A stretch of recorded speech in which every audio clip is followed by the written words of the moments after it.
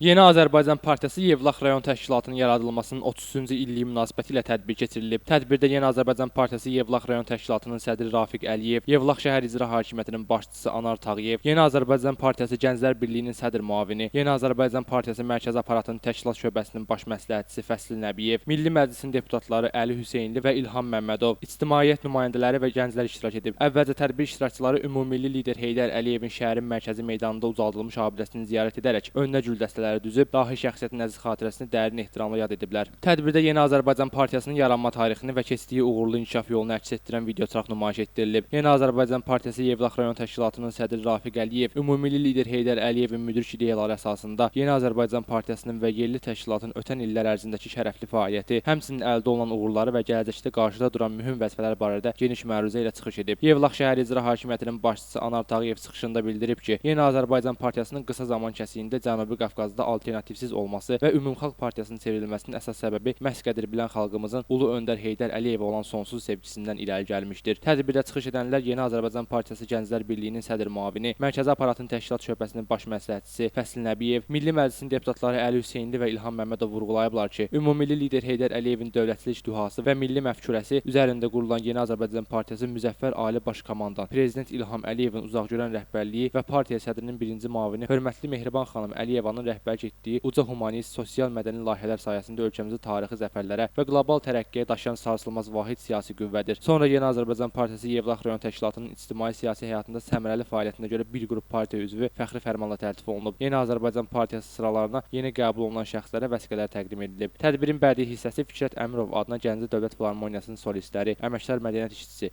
Mehbarə Cəfərovanın, Vasif Bayramovun və pianoçu Mehriban Allahverdiyevanın milli musiqi ifaları ilə davam edib. Rahim İbrahimoğlu, Yusif Əliyev bu gün informasiya proqramı üçün.